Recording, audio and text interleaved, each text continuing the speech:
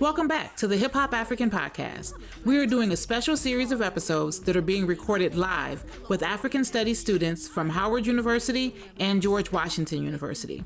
We are teaming up for this series with Words, Beats, and Life, which is also live streaming the episodes on Wednesday evenings on their Facebook page at facebook.com/Words, Beats, Life. You can find the full schedule on our site, hiphopafrican.com.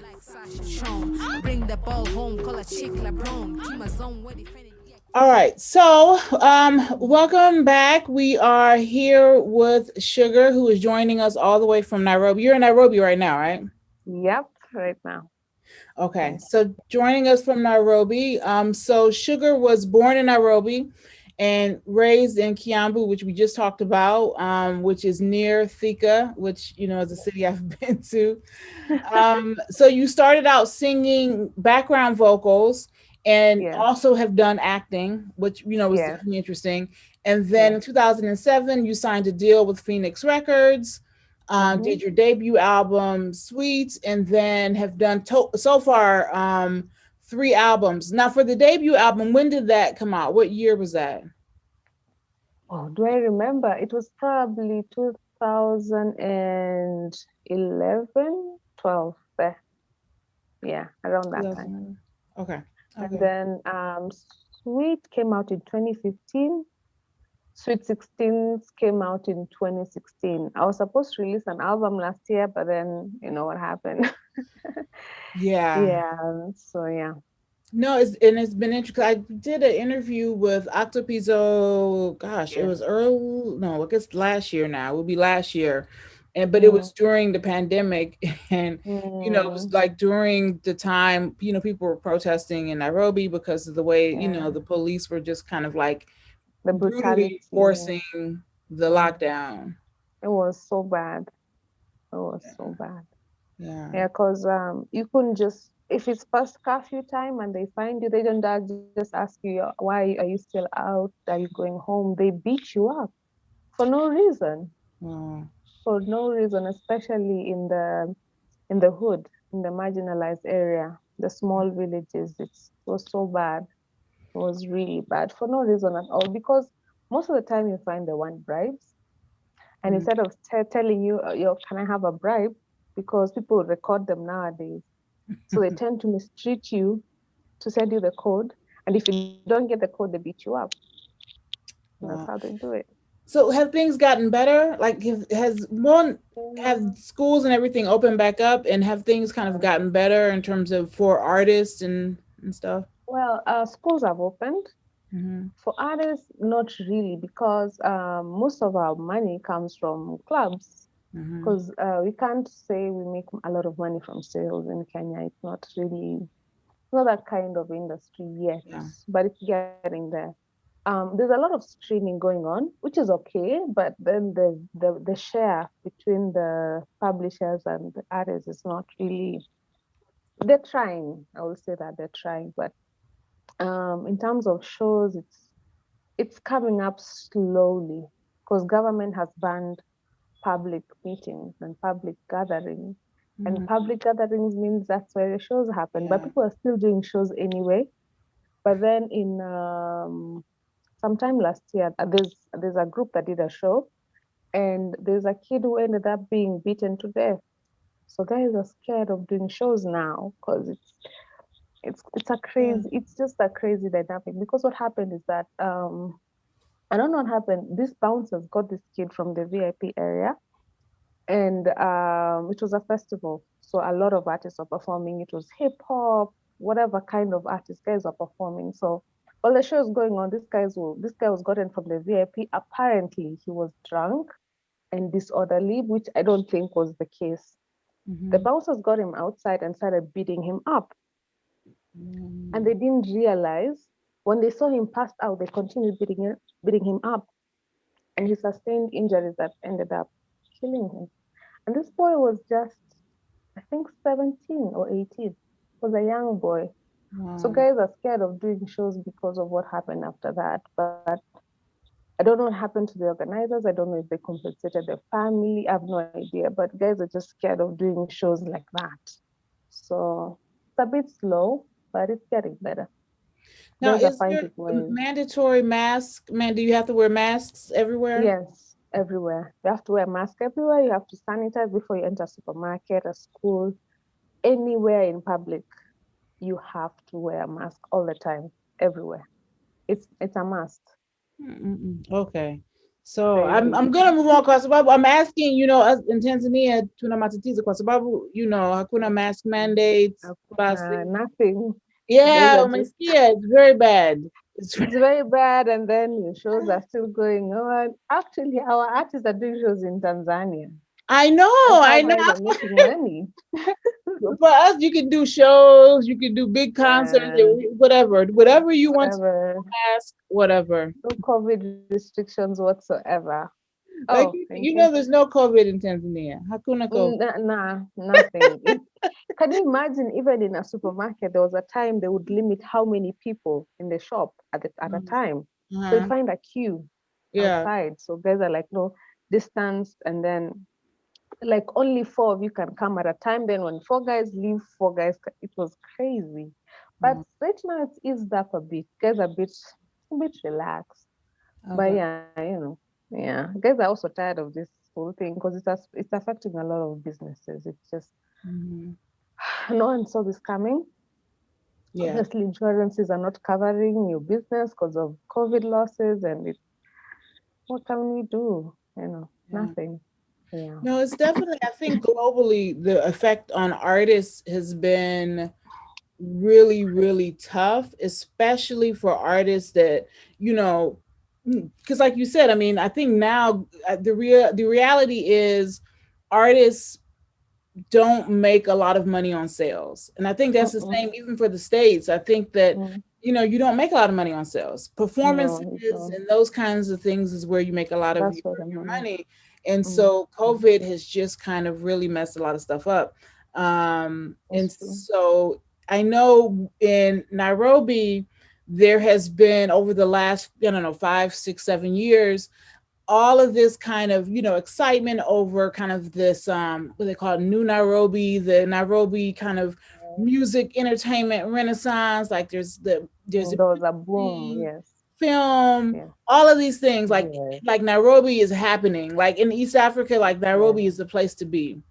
And Yes. so how would you say that hip hop culture kind of fits into that? Is it mostly kind of only going around the like pop music scene, or is hip hop also kind of seeing a lot more exposure in this kind of, I don't know, hip? The environment. Yeah. I see. Okay, so hip hop has played a very major role now because hip hop has always been the voice of reason in terms of trying to put things straight.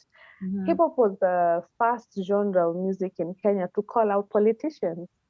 They're the first guys who had the guts to say, "Yo, what are you doing? You need to be accountable for this police brutality." And I'm talking, this is in the 90s, the early 90s. Like Uko So Flani Mau that's Mau and Kalamashaka, those guys. those guys. So it's kind of generically grown, and it's morphed. Now, if you check even our movies, some of the soundtracks are actually in hip hop, you Mm-hmm. know, and it's hip hop is slowly becoming acceptable. And the hip hop culture in Kenya is very, very rich. Like if you look at they call them matatus, but they're buses and the taxis underneath. They always have graffiti on them, and you will see different hip hop artists, international, Kenyan, and it's sort of becoming part of the culture it's actually part of the culture in Nairobi. If you go into any restaurant, any supermarket, you will find them playing hip hop. It's kind of normal now. It's no longer seen as a niche. Mm-hmm. Hip hop is slowly becoming mainstream, and it's not that the fact they don't even have to make it commercial for it to fit in anymore. Guys are authentically just doing hip hop, you know, and putting hip hop on the map. Most of the people, even what's his name? Calligraph was nominated for BET, and the likes of Kamhula were also nominated for BET, and both of those people are associated with hip hop. So in Mhm. Kenya, we are starting to flag hip hop around the world our own way. Yeah, so it's made a big difference socially, culturally, even politically now. Yeah, And no, the matatus in Nairobi are like, like I try to mm. describe them sometimes for students, and it's like you just have to experience I riding. wish I had photos. I just you have to experience that. Yeah. Let me just describe. There's screens everywhere. There was once this matatu in there was a route. There's a place called South B, a small area in Nairobi, where there were screens all over. There was a screen on the rooftop. There was a screen on behind every chair, and there was a screen on the floor. It Wow. was crazy. It's an experience. It's like a movie. You don't even want to leave. By the time you get to where you're going, you're like, maybe I need to go back to town. Maybe I need to, Exactly. And it's like this beautiful it was graffiti on the outside, and they're on the coming in outside, bumping music. Hmm. thumping music, graffiti on the outside. There was a time where guys would even call and book and be like, "Hey, can I just reserve a space for me because I need to ride on that." Guys are leaving their cars at home, and it's an experience. Yeah, yeah. If anyone ever comes to Nairobi, it's an experience. So in terms of your music, one of the things that I noticed is that there's a lot of the theme of girl power and the theme of kind of women's empowerment Yeah, is there. And so I wanted to kind of talk about what that means to you as an artist and kind of why you feel it's important to emphasize that or to even kind of put that in your music. my music. It's important because as I grew up, I didn't see a lot of female representation in Kenya. To date, it's still lacking, but it's growing. So it was very, very, very important for me to make sure it's at the forefront and also get rid of the propaganda that women are women's worst enemies. And because when women come together, it's a beehive of activities, things happen, things move. We are the movers and the shakers. And say people like I don't know if you know about I know you know about Wangari Maathai.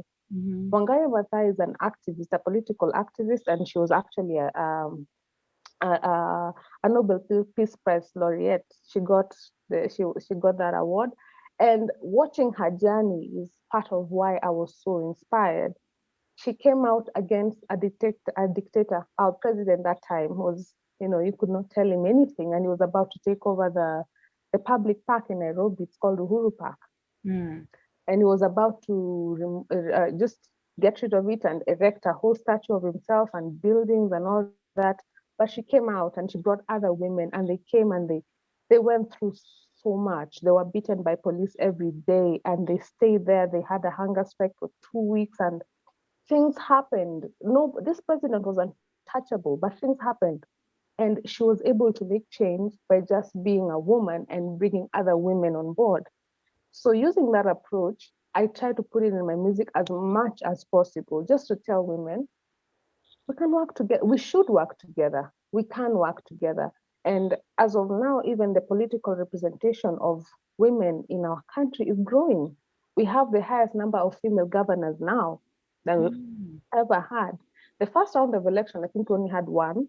This time, I think we have, I think, three or four female governors in Kenya. And I think we're taking a good direction. We also have more female MPs, more female senators, and the female representation is growing. I wouldn't say it's not in a good place yet, but it's getting there. So putting that in my music, as we know, music is usually the how do I call it, the heartbeat of the people. That is how you speak to people. You Hmm. subconsciously put the message in them. So when by the time they are looking for representation, they will think of looking for a woman because they are seeing things that are actually happening. So that's why it was so important for me to put it in my music. And of course, looking up to my mother, my grandmother, and seeing how they ran things, they were not afraid to run things. And that is how it has been so important to me to put it in my music. And one Yeah, of these songs, Fresher Than Before, the video yeah, for that, in the yeah, beginning, you have the poem by Maya Angelou, Phenomenal yeah. Woman. Phenomenal woman. Yeah, I was so surprised to hear the poem. It's Yeah. it's a definitely it's one of those poems that is a classic poem here in the States, and I think Maya Angelou is definitely one of the individuals that is well known here. But what Mhm. kind of inspired you about that, and what made you put that poem in your song? Well, the video that I had done before that is called Salute Madame, which means salute to the girls. I Mhm. did that when I was pregnant. I was pregnant Yes, with my yes, I son. remember that. That was so yes, that was a beautiful video. Yeah. Yeah, I did that when I was pregnant with my son. It was a very challenging pregnancy, and it was, but at the end of the day, everything came out well. And by the time I was doing the next song, I was just thinking of how powerful women are. And we don't see that enough.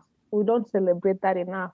People say, oh yeah, so this woman has this amount of children, she does this business, she takes care of her family. It sounds very easy when you write it down on paper, and then when you do it yourself, you're like, I do not understand how people don't celebrate this every day. So it Mhm. was important for me to put that poem there to remind every woman how phenomenal you really, really are.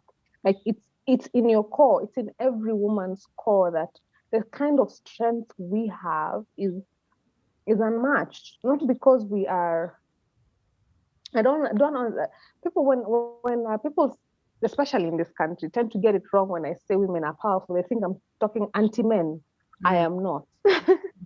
I am actually married to a very wonderful man. He's a feminist.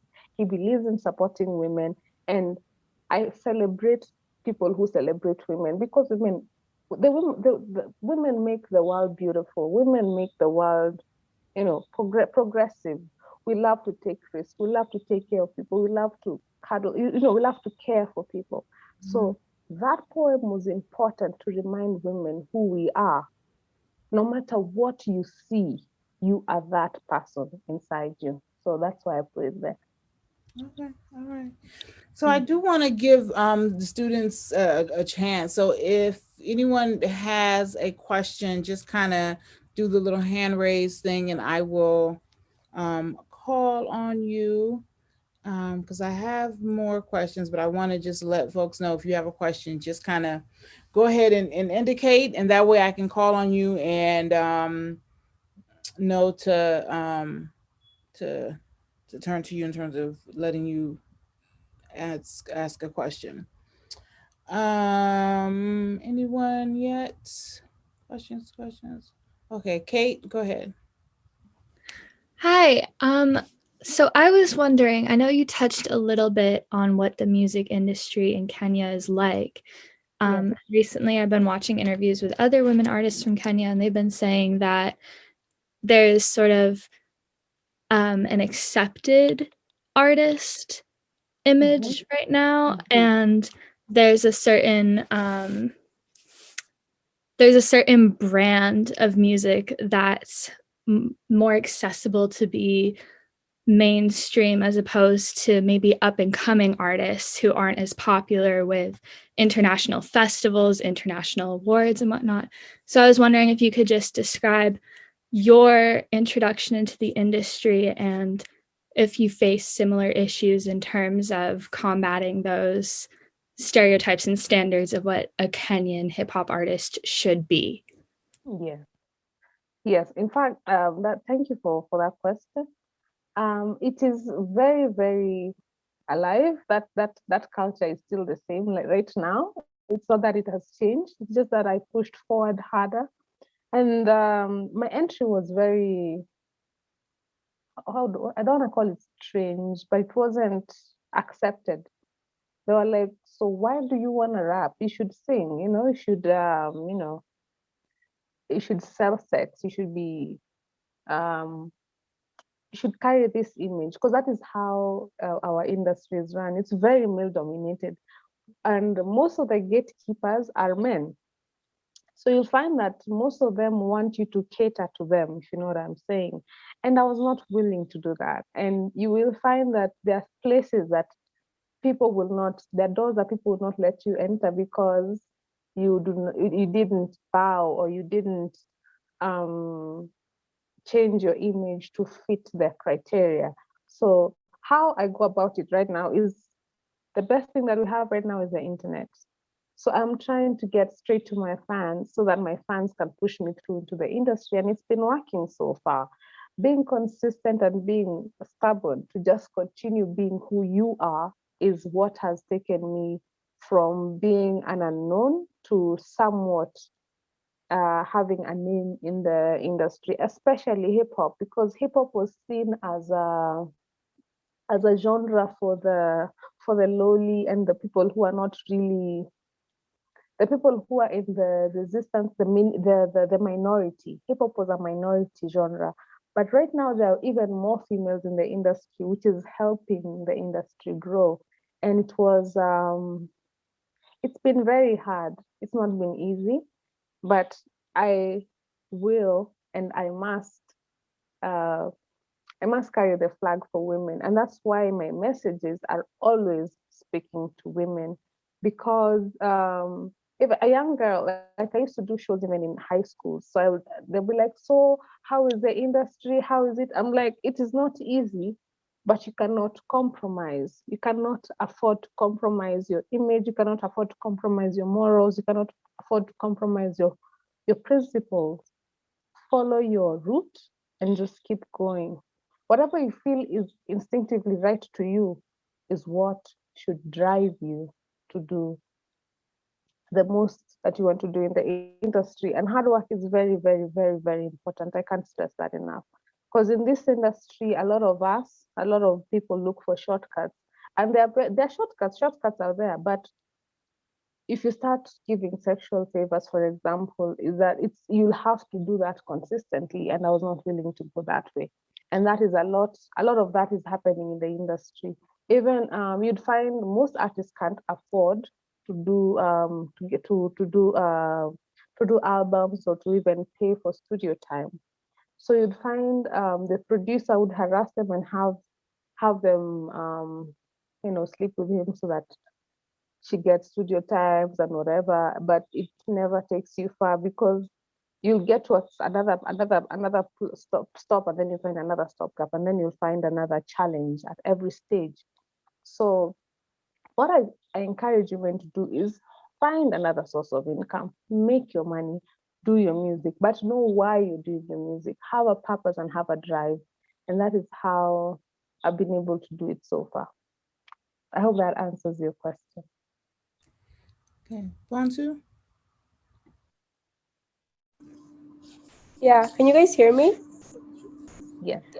So I had a question, but also Winnie has a question, but her Zoom isn't working. So maybe after I ask a question, she'll be able to ask a question. But my question is that in a lot of African households, women empowerment is very frowned upon, and especially even in like the music industry as well as like politics and things like that. The role of women is very demonized, and so for young generations growing up and looking up to like superstars like you, what kind of advice would you give them, and in what ways can they help themselves to help others who are also struggling, and things like that? Thank you. That is actually a very good question, because I've gone through that myself. A lot of my relatives frowned upon my career, my choice of career. Since I'd gone to college, I'd done all that, but I still followed the music path. So what I tend to see is that once you are not, I don't want to call it aggressive, but once you are focused and you achieve your goal to a certain extent, and if they start seeing success, they start seeing interest, public interest, they tend to back down and start watching you, because for most of us, we are the first people of our family to actually come out as public figures. And once they see you once they see you start succeeding, slowly but slowly, you bring your first check home, they see you on TV, they hear you on radio, they actually back down and they start watching you, and they're like, okay, you must know something that we don't. But what I would advise most young people is don't fight them. Focus, ignore them. Don't disrespect them, but focus on your goal and know why you're doing what you're doing. Succeed at what you're doing. Once you have succeeded at what you are doing, then they have no choice but to even support. Because right now, there was a point, there was a point where I was very, let me say, secretive about my career path, and I kept it quiet until I got to a point where, well, I couldn't hide it anymore because I was in the public eye. But someone like, I want to really thank my parents. My parents were very progressive in how they think, and they let me, since I'd finished my college and stuff, they let me actually venture into music and pursue my passion. But the because most of the problems, let me even start with where the problem starts with families in Africa, especially in Kenya. It's usually seen as what do I call it? Like, it's not a job.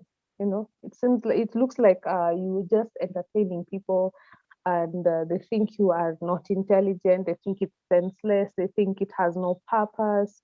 They don't see where you're going with your vision, and that is why it is very, very important to first of all know why you're doing what you're doing, find ways of making it happen, and then make sure the public, like, get to a point where the public is supporting you, and then usually your people start supporting you after that. Because even if you look at Jesus as an example, no one in his, no one around where he was born liked what he was doing. But once he started gaining popularity, then people are like, hey, okay, this guy knows what he's doing. And that is life. That is how it happens most um, in most industries that are not primarily crafted for women, so to say. Even in the engineering industry, it's the same. So I hope that answers your question. Thank you. Winnie, are you able to unmute and ask Yeah, yeah. I don't know why I can't raise my hand. It's actually quite weird. But I had a question about the distribution of the songs. I live in Nairobi. Well, I'm in Nairobi right now, and I also lived here pre 2018, right? So I've been Yes. stuck in James Gishu so many times in the middle of traffic, and you could be switching through channels like Kiss 100 or Capital FM, and they'll play the same type of musicians, right? So when I was Thank you. still in 2018, they used to play Choreograph and Yashinki and Sauti Sol a lot from Kenya, right? And then they'll turn to Western music.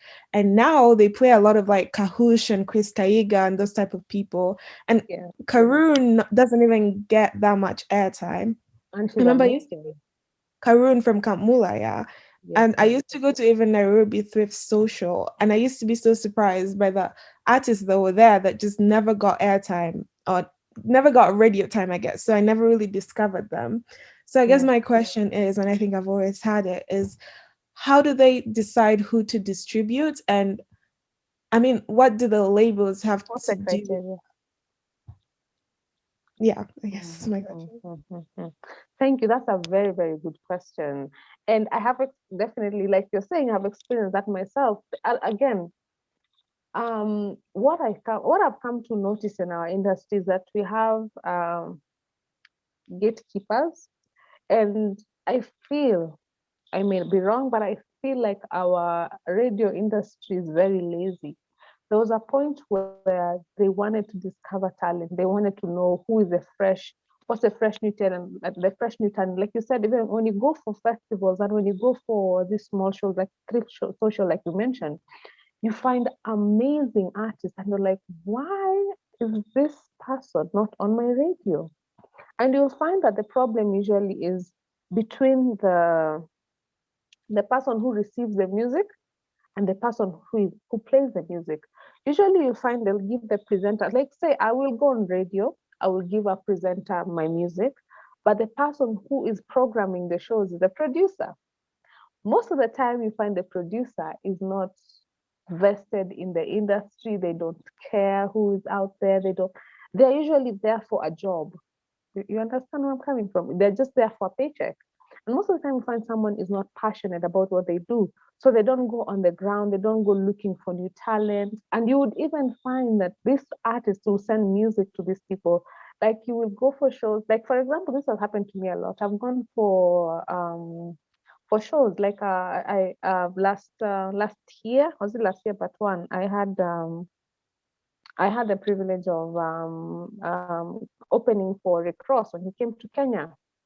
And I remember a lot of people following me back. They're like, "Oh, hi, you must be a new artist." And I'm like, "No." Like most people here do not do their research. They don't go on the ground. They don't check and see, oh, who is this, who is that, and just basically inject amazing music in the industry. And you find it's a lot of generic play because it has taken a very lazy approach to doing music.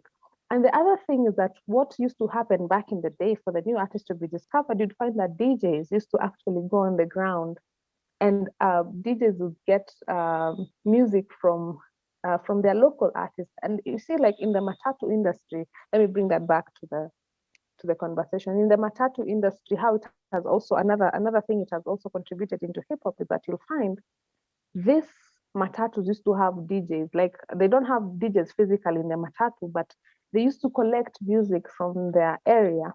Then the music is put together in a mixtape, and that mixtape is played in the matatus.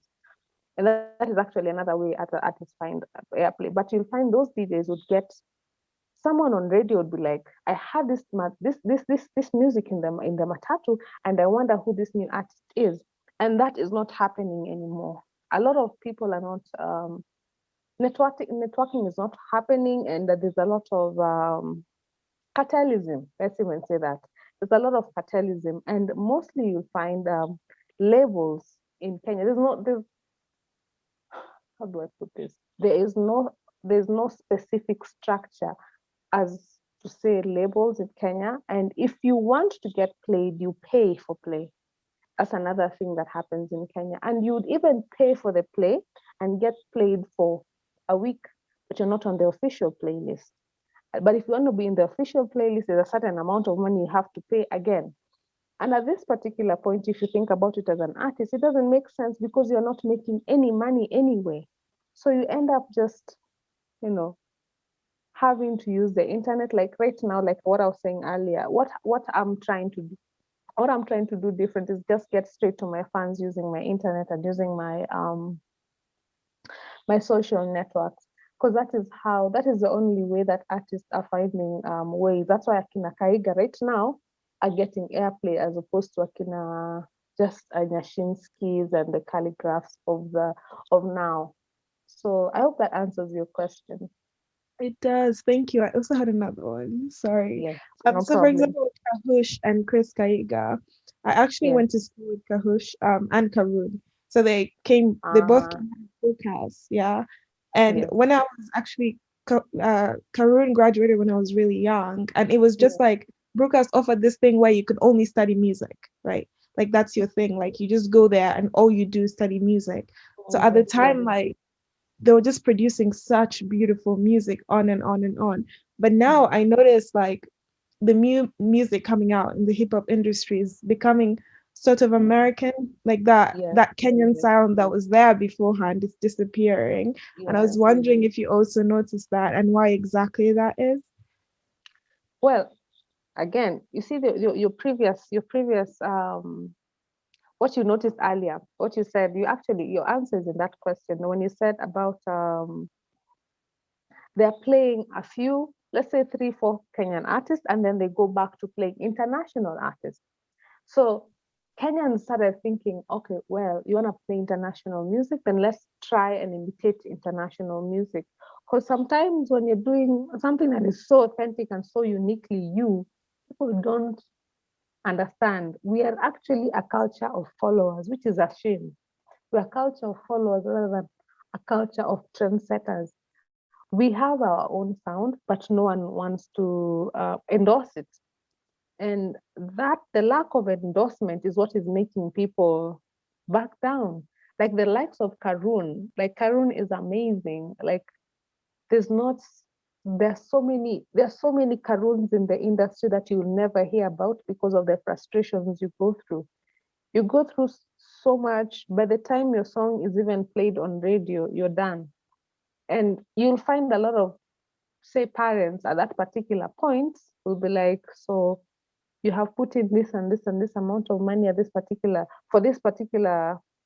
period, but you're getting nothing from it. So what is the point of you following this career? So you find most people will leave and just drop off. I myself have gone through contemplating whether I should continue with this or not, because I'm like, this is my investment and this is my return. That's a loss, and that really deters a lot of artists from just wanting to even join the industry. There are a lot of amazing artists in Kenya, very amazing talent. Like you said, how Brookhouse used to train a lot of people. There's also another friend of mine who also went to Brookhouse. She's an amazing singer. She did a few songs and just dropped out because she was like, this is not making sense for me. And I feel like our gatekeepers are intimidated by talent. So they wanna maintain a status quo of mediocrity. They don't want to grow because they feel like they're being phased out. And once they're being phased out, they'll stop making money with their cronies. And it's complicated. It's such a dirty, for lack of a better word, it's a very dirty game in the industry, as it has been the past few years. But I hope it will get better. I hope we'll get to a point where it's neutral and it's actually that people are actually paid for their merit and they're played for their merit, not just because you know so and so. And yeah, I hope that answers your question. It does. Thank you very much. Thank you very much, Amy. Question for women artists, women hip hop artists specifically. Do you Yes. find that there's a lot of pressure for them to kind of do more of the pop music genres, like the singing and not the hip hop? It's actually there. I've been I've gone through that quite a lot. Mm-hmm. Like someone will be like, but you're a singer, why don't you just sing? Why are you busy? They will call it, why are you busy doing this hip hop thing? Why you they even say, why are you trying to be a thug? I'm like, I'm not trying to be a thug. I'm expressing myself in this way, and I think it's beautiful. And it's been combated so much, but women are growing, women are rising. There are so many more women in the hip hop scene now than it has. Like, I don't think we have ever had the number of women we have right now in the hip hop industry. It's still growing. Women are dropping out and more are coming in. So there's progress there. And hip hop is becoming an international language now. So it's slowly getting accepted in Kenya. Yeah, I But think I've one of the things definitely gone through that.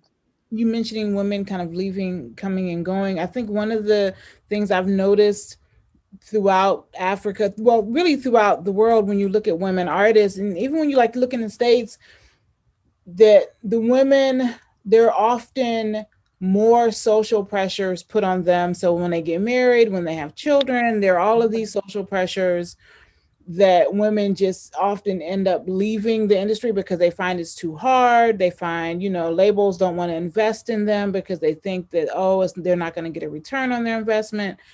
Women are more, high maintenance, more, all of these reasons. And so it's interesting that you have this, but it is good to see that there are more women coming into the industry in Kenya. I know in Tanzania, we still do not have a good representation of women. I mean, they will come do a few singles and then leave, Yeah, I think you currently have like 3 or 4. Yeah, like Rosary is like one of the ones, she's been around for a little while. Yes. But a lot of the ones, a lot of them, they just, they come and go. So I don't know. It's going to be interesting to see how she How's does. that gonna? Yeah, have not seen her in a while actually. I don't know. She's got, Yeah, she's gotten into a bit and of she's trouble. amazing. Yeah, she's amazing. Oh, she got in trouble. Yeah, she had posted some images that I think that the government didn't quite Oh, like. that Yeah, so and yeah. the Tanzanian government does not play when it comes to female imaging. They don't play. I mean, It's when they prevented Diamond from doing stuff and performing, I was like, whoa, you know. So yeah, no, they don't play. they don't play. So in our that's why it was important when I got married. I just for what I've done that is probably different, or what I'm trying to do different, is that I make music part of my life. When I got married, I did a video of my actual wedding, then I just put a song. Mm. And then when I was pregnant, I've done my videos. I've done videos with I have two children. So I've done videos when I was pregnant with both children. And I just I just go on with the emotions because some people, I didn't understand at the time. I was like, even my husband was like, "Do you want to do this?" I was like, "Okay." It was even his idea. He's like, "No, what? You know what? Is this authentically you? Yes, then let's do it." Mm. And we did it. And then you find women come to you and say, "Wow, you're so strong. You're doing this. I saw this and this project of yours, and that's why I'm doing this." And I'm like, "Oh, so it's actually making a difference." So we are trying to change that status quo of I am married, I have children, I can't do this anymore. We're trying to kill that because it's not that life ends when you're married. It's not that life ends when you have children. Even if you don't have children and you have a career and you're progressing, it still becomes challenging. Every day you have to do life, whether you like it or not. So it's very important to just keep going despite whatever you see now, because the efforts of even someone like Maya Angelou, if she tells you her beginnings, she Mm. would have given up long, long time ago. But look at where she ended up in the end. And Rachel, I didn't understand the importance until I started deciphering the journeys of different great women.